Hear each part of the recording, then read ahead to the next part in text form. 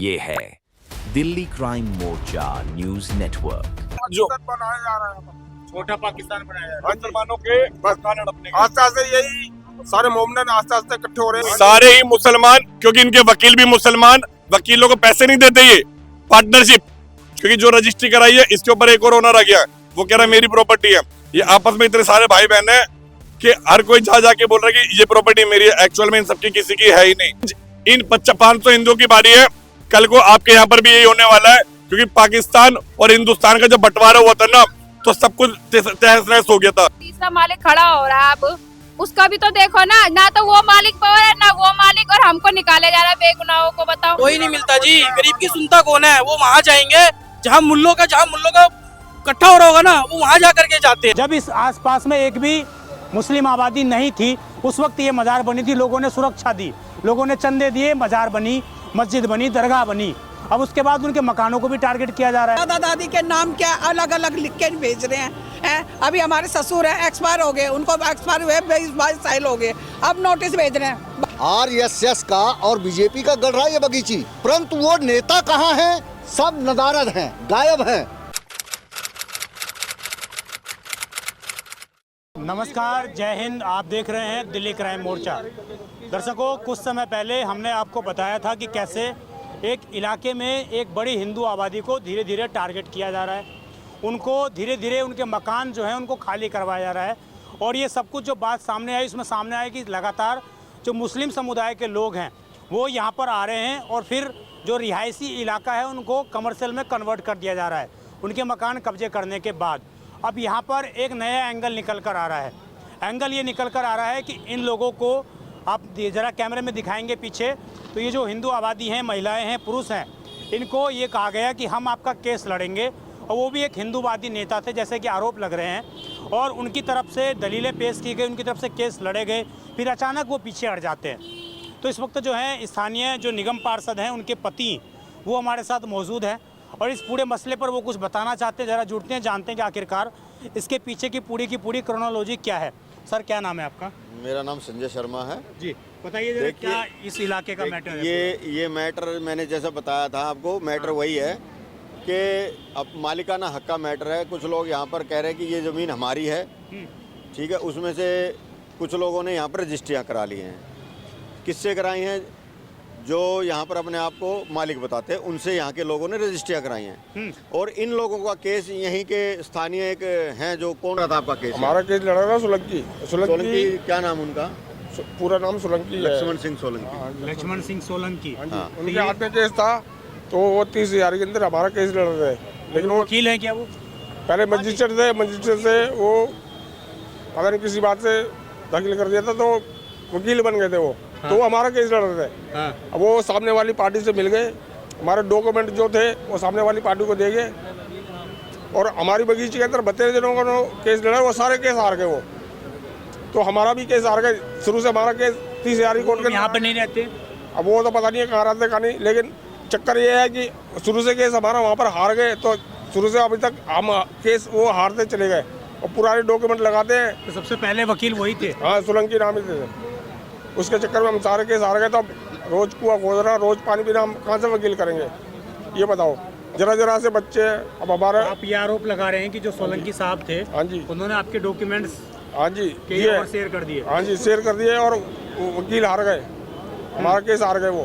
दादा दादी के नाम क्या अलग अलग लिख के भेज रहे हैं। अभी हमारे ससुर है, एक्सपायर हो गए, उनको एक्सपायर हुए 22 साल हो गए, अब नोटिस भेज रहे हैं 22 साल बाद उनके नाम से। मरे हुए 22 साल हो गए, अब नोटिस अब आ रहे हैं हमारे पास। बताओ क्या करें? उनके पास कोई है ही नहीं जवाब। अनलीगल पेपर बना के हमारी रजिस्ट्रियाँ ऐसे करवा के कभी इसके नाम कर देता, ये जीत जाता था उसके नाम कर देता, उसके नाम से उसके नाम, ऐसे रेफर हो रही है हमारी। इनकी चैन बनी हुई है। आरएसएस का और बीजेपी का गढ़ रहा है ये बगीची, परंतु वो नेता कहाँ हैं? सब नदारद हैं, गायब हैं, सब के सब गायब हैं यहाँ से। आरएसएस के, RWA के यहाँ के जो हैं बनी हुई है यहाँ की, वो भी गायब हैं। आज अगर एक परिवार के साथ ये हो रहा है अन्याय, तो ये आगे दूसरा परिवार भी टारगेट हो सकता है। और यहाँ के खुद टारगेट हो रहे हैं, और यहाँ के लोग खुद मिलकर के करवा रहे हैं। ये बेहद दुखद समस्या है यहाँ की। उषा शर्मा और संजय शर्मा जी स्थानीय निगम पार्षद हैं, जो कि सबके सुख और दुख के साथ हमेशा खड़े हैं। कोई ना आया और हमेशा खड़े हैं। इन लोगों को गुमराह किया जाता है, उनके दरवाजे इतनी बड़ी बड़ी वारदातें हो गई, कई मकान दुख और सुख में खड़े होते हाँ। तो ये 4 मकान खाली नहीं होते। अब सुनो मेरी बात, 4 नहीं ये 5 भी खाली होंगे। इन चारों मकान मालिकों से पूछो कि आज तक उनके पास कोई गुहार लगाई है किसी ने, इसके संज्ञान में, उनके संज्ञान में ये मामला डाला है आज तक? वो लोग न्यूज चैनल नहीं देखते हैं क्या? न्यूज चैनल देखते हैं, सब कुछ देखते हैं। अभी मैं बुराई कर दूं हाँ। तो अभी अगर मैं बुराई कर दूं तो अभी 2 मिनट में मुझे कॉल आ जाएगा, लेकिन वैसे नहीं देखते हैं क्या? न्यूज चैनल देखते हैं, उसी बिना पे आए हैं यहाँ दोस्त, उसी बिना पे यहाँ आज आए हैं। पहले भी आए हैं, पहले भी आए हैं और इन लोगों को बुलाया था कि आना, तुम लोगों को मैं गाइडलाइन दूंगा, इस हिसाब से काम करना, केस लड़ना। नहीं हुआ आगे। तो आए नहीं है लोग, पूछो किसी से आया कोई? आयो भाई 1 मिनट, ये आप आयो उषा संजय शर्मा जी के घर गए हो आप कभी? हमने कभी देखा नहीं, ऑफिस नहीं देखा तो हम कहाँ जाएंगे? ये बताओ। सुन रहे हो? कोई हमें बताता नहीं है। सुन रहे हो? चले निगम पार्षद की बात तो आई। हाँ जी। कौन सी वो पार्टी हमेशा से है साथ निगम खड़े। पार्षद? निगम पार्षद कौन सी इस पार्टी समय से यहाँ पे इंद्रप्रस्थ विकास पार्टी से हैं। इंद्रप्रस्थ विकास से पहले आम आदमी पार्टी में थे। पहले आम आदमी पार्टी में, बिल्कुल। उसके पहले कांग्रेस में थे। अब मैं आता हूँ। हाँ जी, हाँ जी। आम आदमी पार्टी हाँ। के विधायक हैं यहाँ पर सोमदत्त शर्मा जी। हाँ जी। वो तो आरएसएस के नहीं है, नहीं। वो बीजेपी के भी नहीं नहीं है, है जी। फिर वो क्यों नहीं मदद कर रहे हैं इनकी? तो ये तो उनसे पूछो, हमसे क्यों पूछ रहे हो? आप भी तो उनके साथ ही थे ना। मैं क्या कह रहा हूँ, ये चीज आप उनसे पूछो ना, शायद विचार नहीं मिले इसीलिए तो अलग हैं। मेरे दोस्त, अगर विचार नहीं मिले जब तो अलग हैं। आज हम इंद्रप्रस्थ विकास पार्टी बना करके दूर खड़े हैं, क्यों खड़े हैं?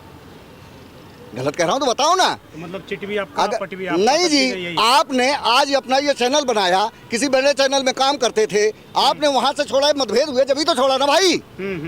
इसी प्रकार मतभेद है हमारे, उनसे विचार नहीं मिले।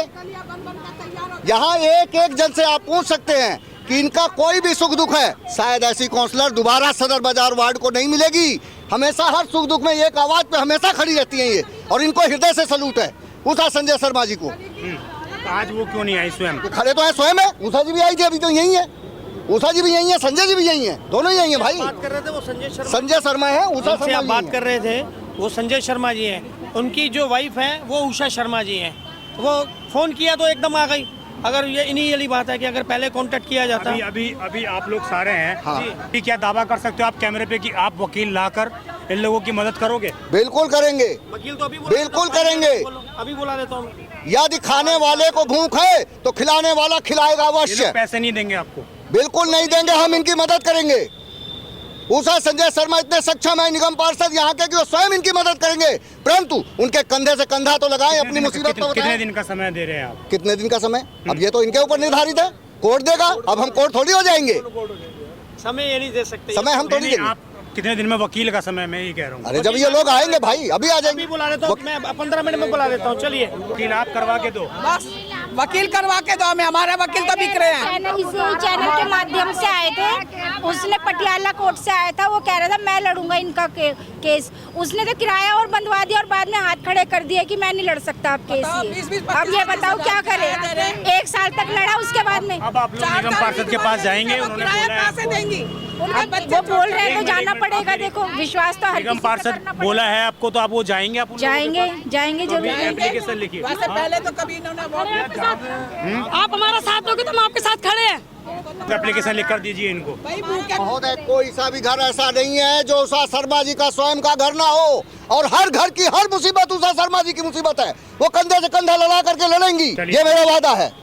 हम उनके साथ त्योहार में बचपन से खाया पिया है, एक ही थाली में रोटी खाई है उनके साथ, लेकिन आज तक कभी किसी को ऐसा महसूस नहीं हुआ कि हिंदू एरिया में कोई मुसलमान आज सुरक्षित महसूस करे कि हमने किसी के मकान पे कब्जा करा हो।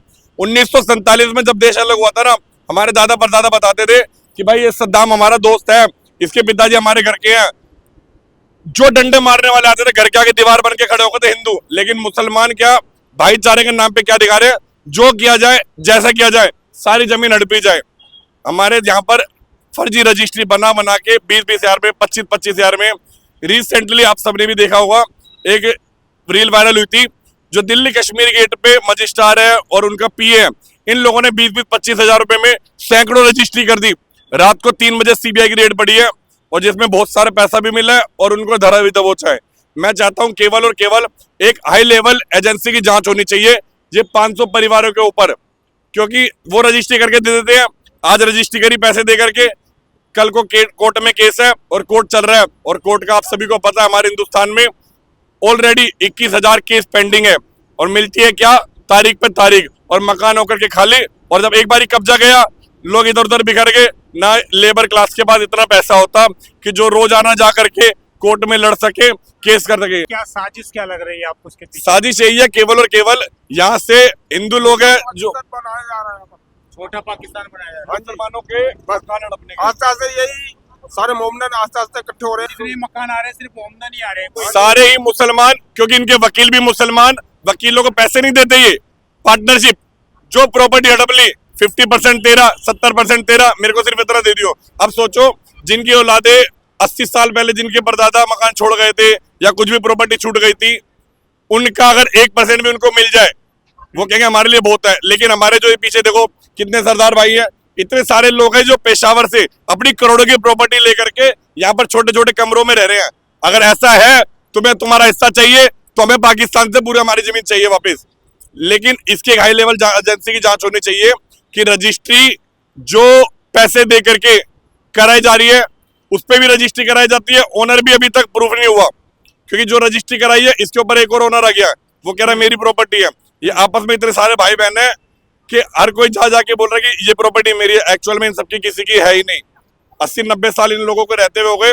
जो अनपढ़ लोग थे, एक जमाने में कोई पर्ची दी जाती थी, जो दबदबा होता था, जिसका वर्चस्व होता था कि ले पर्ची है तो यहाँ पर रुकना है और उसको काटा जाएगा। फिर उनके औलादे पैदा हुई, औलादों को बोलते थे कि तुम्हें इन सबसे किराया वसूल करना है। उर्दू में लिख करके उनको रिसीप्ट बना के दी। उर्दू में क्या लिखा किसी को कुछ ही नहीं पता। तो 1-2 रुपए का सवाल होता था, लेबर क्लास होती थी, कहते चलो दे दो। लेकिन वही रसीदों के बेस पे कहीं ना कहीं फर्जी रजिस्ट्री बनाई जा रही है। जितने भी लोग इस वीडियो को देख रहे हैं, आज इन 500 हिंदुओं की बारी है, कल को आपके यहाँ पर भी यही होने वाला है। क्योंकि पाकिस्तान और हिंदुस्तान का जब बंटवारा हुआ था ना, तो सब कुछ तहस नहस हो गया था। लेकिन जो था वो वहीं रहना चाहिए। ना हम पाकिस्तान से कुछ लेने जा रहे, ना हिंदुस्तान से किसी को कुछ देने का मतलब बनता है। इसकी हाई लेवल एजेंसी की जांच होनी चाहिए, और जब तक कोई जांच ना हो, किसी का भी मकान खाली ना हो, किसी पे भी कोई वो ना रहे। तीसरा मालिक खड़ा हो रहा है, अब उसका भी तो देखो ना तो वो मालिक पावर है, ना वो मालिक, और हमको निकाले जा रहा है बेगुनाहों को। बताओ, हमारी जमीन, हमारा घर, हमारा सब कुछ छीन रहे हैं। अब बताओ जाए तो जाएगा। उससे ये पूछो ना कि तुमने रजिस्ट्री बनाई झूठी, जो उसका मालिक तो लेके आओ, जिसने तुम्हें बना के दिया है वो तो लेके आओ। हमने तो बना के नहीं दी, हमने बनाई नहीं, और हम वो मालिक बन गया रजिस्ट्री बनवा के। 5 साल की नहीं और 100 साल वालों को झूठा करा दिया उसने। अगर वो बताओ, वो दावा कर रहा है कि वो जमीन इसकी है, तो भैया हमारी भी तो जमीन होगी। जब बंटवारा हुआ था तो हमारी भी जमीन होगी, तो हमारे को हमारी जमीन दो ना, तो हम यहाँ से वहाँ चले जाएंगे या नहीं जा सकते?